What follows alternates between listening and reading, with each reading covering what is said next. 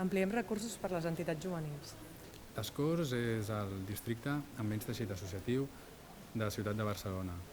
Per això, aquest projecte el que intentem és fer veure que hi ha vida al barri i poder dotar de vida.